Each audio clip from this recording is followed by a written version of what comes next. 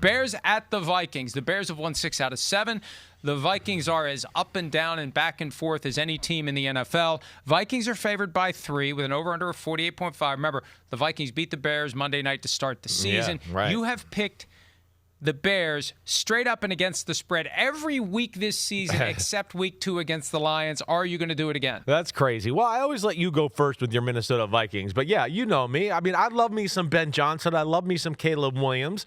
And, you know, they've had a favorable schedule this year. So I definitely have been riding that train a little bit. And, you know, they've skirted by. I don't know if they're truly a 6-3 football team. But go ahead. Let me hear what you're going to do here with your Vikings-Bears team.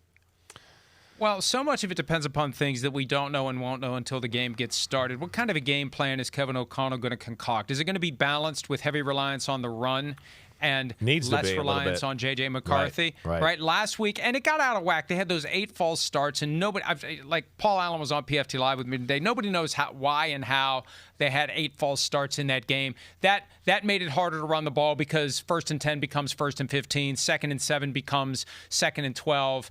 I've proven I can add 5 to any given number, which is one of my few skills.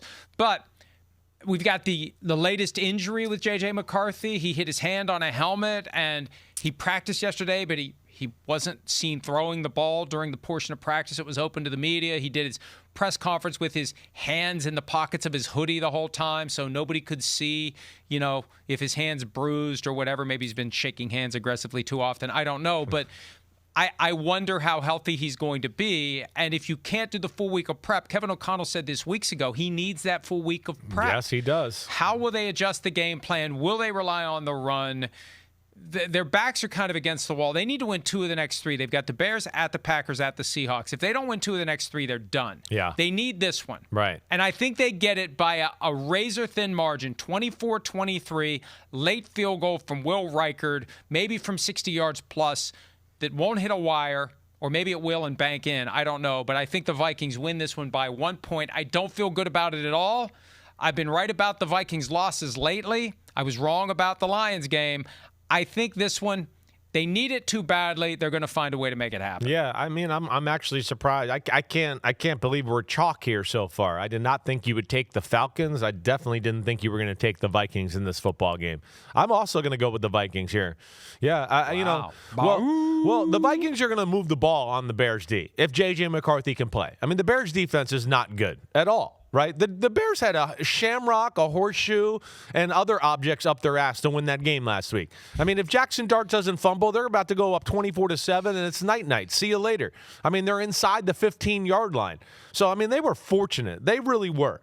And then, you know, the other thing is, you know, they're not playing great ball, I don't think, the Bears right now. Even on the offensive side of the ball, they're making plays, but I'm not going to sit here and go, oh, it's surgical and systematical. They're too reliant on Caleb make a play, wide receiver make a play, do something of that nature. I don't think Brian Flores and that defense in Minnesota is going to let that happen. And with the Vikings being at home and desperate, yeah, I'm going to go Vikings 27-23. Wow.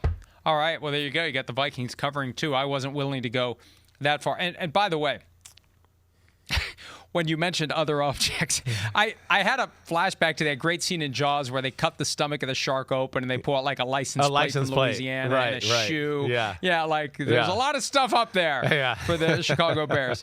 Yo, thanks for watching, homies. We are now in the NFL season here on Chris Simms Unbuttoned. Hit subscribe to get our weekly picks, game recaps, film deep dives, and much, much more. Thanks again for watching. Subscribe, rate, review. Peace out. You know where to find us.